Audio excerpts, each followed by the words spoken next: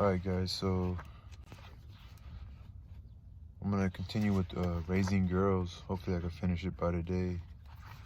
I could just finish reading this financial book that I have. But we're on part 2, hazards and helps, the 5 big risk areas and how to navigate them. Chapter 7, too sexy, too soon. During the 4 years I was working on this book, I talked to everyone I met about what they thought was happening to girls.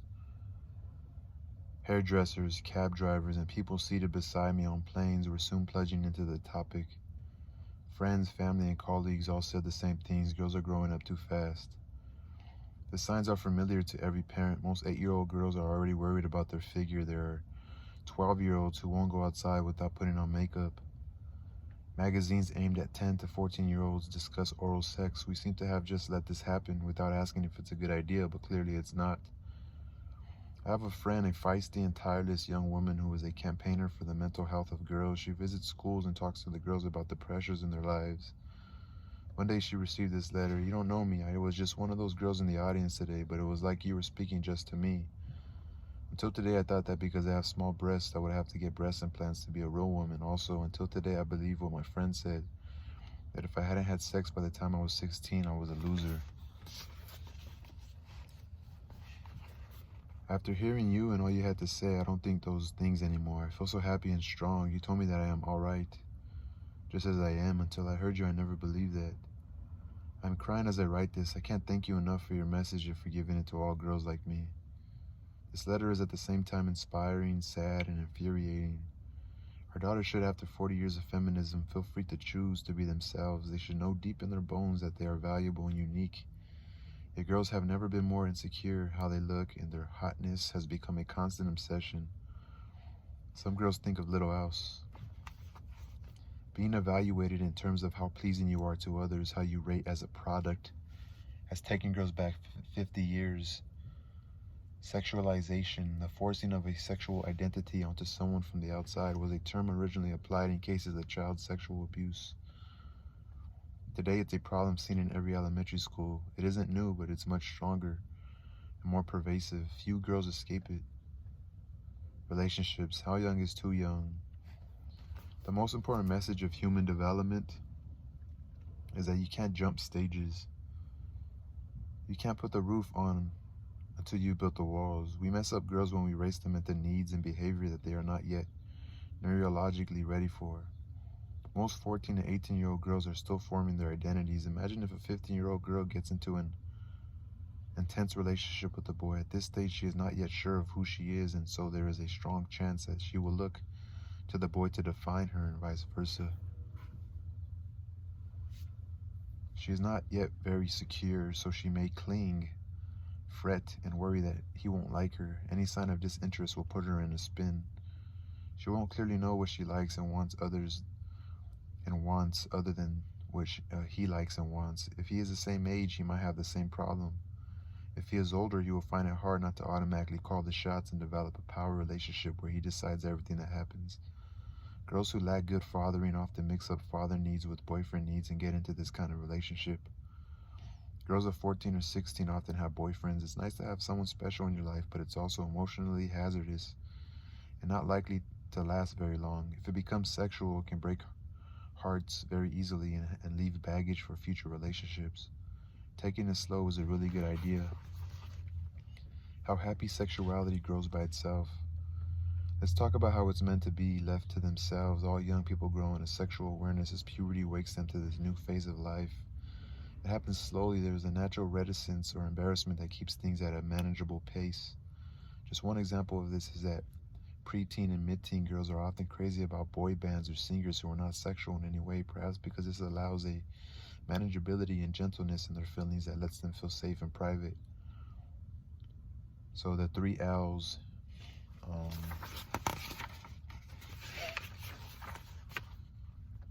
It's not unusual to be attracted to someone you don't even like, who you would hate to be around.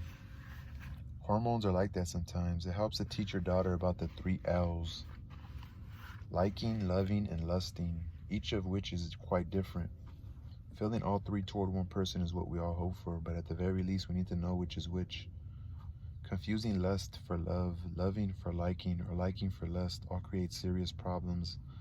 Mothers and fathers can talk about these things in a lighthearted but serious way. Girls will need to have girls will need to have a handle on this because it will hugely affect their success at having happy relationships.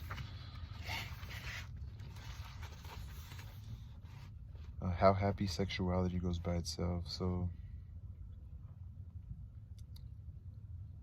let's talk about how it's meant to be. Left to themselves, all young people grow in sexual awareness as puberty wakes them to this new phase of life. It happens slowly. There is a natural reticence or embarrassment that keeps things at a manageable pace.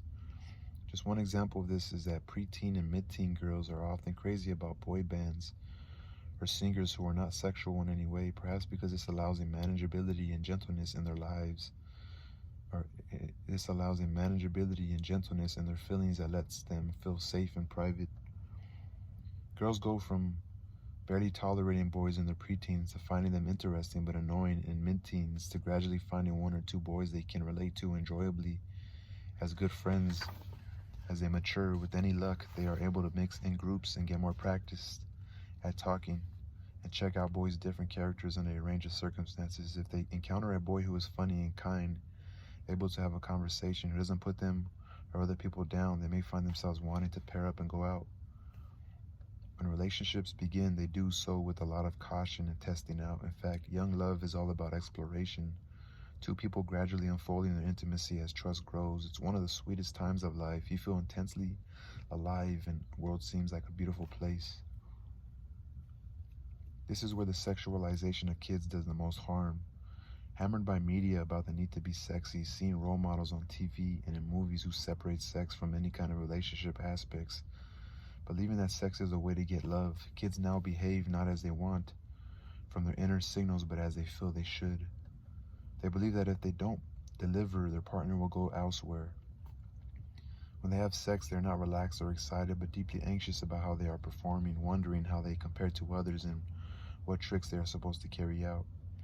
A part of life that is meant to be beautiful and life-changing has been stolen from this generation. It's a terrible loss. When interviewed by researchers, girls revealed that much of the sex they were having was in order to keep boys happy. Many found it empty or unsatisfying, like the lay back and think of England attitudes of a century ago. These girls are resigned to sex being a necessity. Many girls drink a lot of alcohol on nights out with boys just to make it easier, less personal. Having sex with lots of different partners is not good for your body. While the use of condoms has greatly improved, many girls are on the pill and don't see the need. Girls are now suffering soaring levels of infections, including chlamydia, which may affect their fertility, and the upsurge of oral sex is leading to a far greater incidence of mouth and throat cancers. For real? Mouth and throat cancers? Preventing our daughters from being brainwashed down this road of too sexy too soon has to start early if possible. The media that comes into your house is a great place to begin. The facts. When researchers at Melbourne's La Trobe University carried out the recurring large-scale survey of teenage sexuality in 2002, and again in 2008, they found something quite alarming. It galvanized those of us who work with teens and shocked us. The survey found that the percentage of girls who had had sex with multiple partners while still at school had doubled in 6 years, taken across a wider time scale. Going back 30 years, that group had grown from 4% to 20% of all girls and showed no sign of slowing down. By the time you read this, it will likely be even higher. Multiple partners was defined as 3 or more by the age of 17. Stopping the toxic flood. Although we don't like to admit it, we human beings are herd animals. Being intensely social, we take our cues from those around us as to what is normal. But today those cues come not so much from real people as from media, TV, movies, music videos, and magazines. In the last 50 years, and especially the last 10, we have shifted from spending hours a day with family, relatives, and friends to spending much more time isolated in our houses or rooms. Some commentators believe that today's girls only have 1/5 as much time with caring older adults compared to 50 years ago. When grandma lived down the road and several aunties or of mom's friends lived in the same small town, girls had lots of wise women talk in their lives. Today that's all changed. We watch TV instead of spending time with real friends and family. TV has almost become our family. Jovial, non-threatening men and reassuringly maternal women join us at breakfast, just as mom and dad once did in the old days. We adults use TV for entertainment, but our kids use it for quite a different purpose, to find out what is normal behavior. Of course, what they see is far from normal. With each passing year, TV programming has to be more and more sexually explicit, more violent, more rude and abusive, more emotionally intense to hold our interest. The characters have to be more ravishingly good-looking and hot to keep people watching, so what is normal on TV is wildly at odds with real life. Many kids' favorite shows are reality programs. These often feature immature young adults in situations of contrived flirtation, rejection, and hurt, bullying, and exclusion. Kids know all about rejection and exclusion, so they watch, mesmerized. They see competitive and nasty behavior, selfishness, and cruelty portrayed as normal.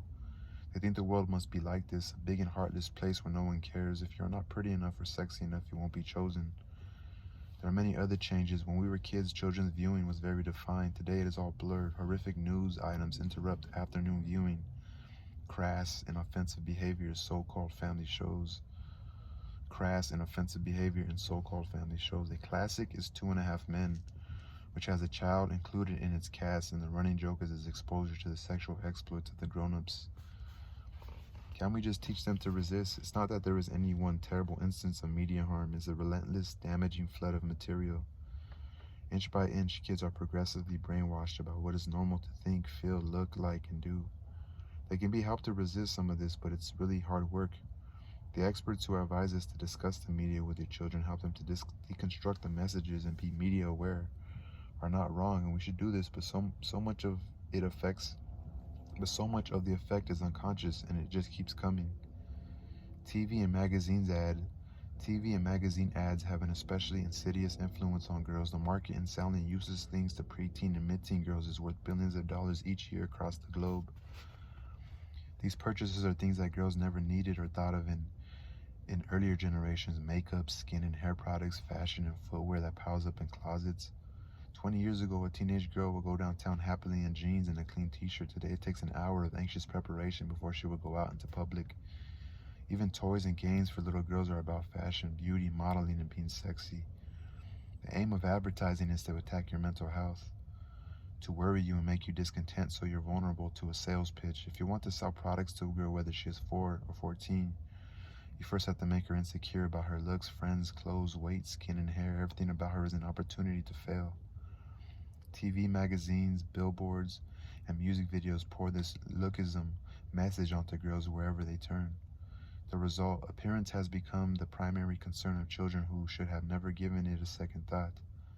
Clothes were once worn to keep the wind out. Our mothers complain that it's almost impossible to buy girls' clothing for preteens or teens that isn't revealing or, as one put it, slutty. I couldn't help smiling when a colleague who counsels sex workers told me there was a real annoyance among her clients that they no longer could be identified in the streets because 17-year-olds dressed and looked just like them. Nip and tuck. At a recent talk I gave in Sydney, Australia, a group of young women, doctors, cornered me after the show. They told me that they were receiving frequent requests from teenage girls for plastic surgery on their labia. These girls had seen porn movies or photos and were deeply concerned that they looked untidy and they wanted to be tidied up. What can we do? Let's tackle the easy issues first. Television stands out like the Mount Everest of media intrusion into the children's lives. While the internet takes over more in the teen years, TV is your child's teacher for thousands of hours of their formative years. It's there in the corner of the living room, sometimes in many other rooms as well. It's like a third parent. What does it teach? Researchers have identified 6 key messages. 1, your looks are the most important thing about you. 2, your physical characteristics, shape, weight, skin, hair, teeth, color, smell are never good enough. 3, sex is something that you exchange for love and attention or for power. It's primarily a currency. 4, it's normal and fine to have sex with people you don't even know or especially like. 5, the world is a scary, lonely, dangerous, and competitive place. Better get going, you might lose the race. 6, the answer to all life's problems is to buy something. If you agree with these messages, that's fine. You, your partner, and the TV are all of one accord. If you don't agree, though, you have to act. Step 1, no TV in bedrooms. All the research from and around the world shows that kids with their own TV see far more unsuitable material and do so without the awareness or discussion with you, their parents. This causes harm to them. They are much more prone to anxiety. They have measurably poorer sleep and do less well at school. If you have TVs in your kids' bedrooms, take them away now. Step 2, consciously decide what you view. You need to decide where your family will be on the TV using spectrum. Some families don't even have TV. About 3% of families make this choice at present, and it's growing. Their kids are more creative, settled to do better at school, and have far wider interests. Next, some families have taken the American Pediatric Association's guidelines on board and don't have TV for the under 3s. The APA found that TV has no benefits for and in fact causes significant harm to babies and toddlers, diminishing their language development and stressing them, reducing their activity levels, even affecting their vision by being at a fixed focal length when toddlers need to be looking far and near. The people we worry about. There is a pattern that a great many families have with television. They have it on all the time. The first to wake up turns it on, and the last to go to bed turns it off. In these families, some distinct things happen. 1, nobody ever has a good conversation, either long or deep, because you can't when people have divided attention, so it just doesn't happen. Always on families don't talk much. They grumble a lot. Though. 2, the kids absorb thousands of messages, bewildering, random, scary, distorted, artificial, and just plain wrong about life and the world. People who watch a lot of TV are found to be much more anxious, depressed, fearful, inattentive, and powerless than those who don't. And as many a parent has tried to explain to a terrified 3-year-old who just saw something they shouldn't, it isn't real, but to them it's more real than life. After all, it's on the TV. Would you invite scary adults into your house to make your children anxious and pressure them to buy things they don't need for problems they don't have? As a parent, you are in charge of the emotional safety of your home. You have to decide what comes through your door and through your television. TV wants to own your daughter's mind. You mustn't let it. Some families have TV but use only DVDs and pre-recorded favorite shows, discovering that small kids often love to watch the same shows many times, getting familiar with the dialogue and songs. This way they can eliminate ads, the jumpy interruptions, and scary news breaks or promos that occur on almost all stations. Many families with kids at any age have started to have their TV on only for specific shows, chosen by each child perhaps for half an hour a day. It's never just left running. Magazines. The same goes for magazines, especially fashion magazines and girl magazines, which are bursting at the seams with ads for makeup and clothes. Don't buy them. There are some great alternatives. Girls magazines have occasional bursts of trying to clean up their act. One has recently stopped using airbrushed images, another stopped running its model quest. Then brought it back. Sometimes these publications run worthwhile articles and have a good advice column, but the reason for existing is advertising, so they aren't going to stop their primary harm, which is making girls not like themselves as they are. That wouldn't sell much merchandise. Advertising is the misery industry. It makes you less happy with yourself and your life. Girls really don't need any help with this. Then there's the content, which boys are hot, how to be hot, hotness competitions. We could go on, but you get the idea. To sum up, you can choose the media that comes into your home, and you can start right away. If your daughters are little, you can make a huge difference. If they are older, it's still not too late. You can also do the other things in this book, raise their sense of being loved and special with an identity built on what they do not know, or with an identity built on what they do not.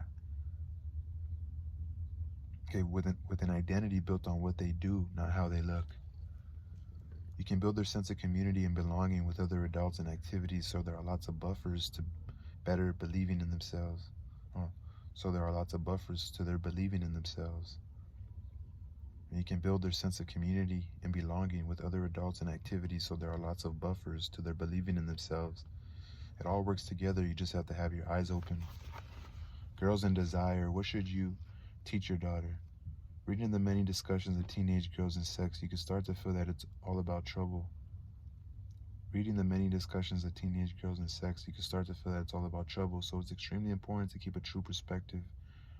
That sex is a beautiful, exciting, and health-giving thing, and that girls ought to own it, enjoy it, and revel in it. Girls have every bit as much desire and yearning as their boy counterparts. We parents, especially mothers, need to tell our girls long before the anxieties have time to get a hold that sex is great and they are going to love it. Deborah Tolman at the Center for Research on Women at Wellesley College carried out some stunning interviews with girls for her book, Dilemmas of Desire. She found a concerning thing. When teen girls talked about sex, they emphasized the negatives. More than that, they frequently sounded weak and passive in describing sexual experiences they had already had. This could be best summed up in the phrase, "it just happened." Being with a boy they are not really sure they like, having a bit too much to drink, and sex happening seems almost the norm. This was how they experienced it. Not a lot of choice, not a lot of desire, no real intention, and no real sense of agency. Being the active one and seeking and getting a wonderful time. There wasn't a lot of "I wanted" or "I loved" or "I enjoyed" in their language. This really needs to be improved. As much as adults worry about teenagers being too sexual, there is a paradoxical thing that Tolman and others, including myself, have come to believe. Girls who are in touch with their own sexual desires and comfortable to acknowledge and express them are better able to choose whether or not to have sex, with whom, and under what circumstances. Too often in the past, parents and society have sent a message that there are only two kinds of girls: bad girls who presumably love sex and girls who presumably don't. This sets girls up for having a bad time. If a girl feels desire, she might label this as bad and suppress it. Or a girl wanting to be rebellious might have sex when she really doesn't want to. It's just a way to make a statement or get some affirmation that she's interesting and worthwhile. It's all very messy. Talking about this might not be where every mother-daughter's relationship is at, but it's worth working for. Some teenagers don't like talking about sex with parents, but we need to make sure someone is talking to them. Sometimes aunties or older women friends can affirm this more comfortably for girls than their moms can. Tolman said in her book, every girl I interviewed said that no adult woman had ever talked to her before about sexual desire and pleasure like this, that is, so overtly, specifically, or in such depth. So before every girl I interviewed, she said every girl I interviewed said that no adult woman had ever talked to her before about sexual desire and pleasure like this, that is, so overtly, specifically, or in such depth. Perhaps we should. In a nutshell, mainstream media, half by accident, half by intent, is making sex seem compulsory for girls at increasingly younger ages. It damages teen girls by sexualizing them when they are not equipped or ready. Young love is being thrashed by making it performance-laden, shallow, and rushed. Girls are now much more anxious about their looks, clothes, and fitting in. Because this starts very young, we can make a big difference by not having much or any television in small children's lives. We can choose which magazines and other media to buy. We can talk to our daughters and foster an empowered and conscious sense of their sexuality that is special and personal, not a commodity. Girls' magazines generally do more harm than good. All the positive things you do to give your daughter connections and interests will set her free to have a happy and enthusiastic sex life when she is ready and by her own choice. That was the end of that chapter. Too Sexy, Too Soon. Chapter 7.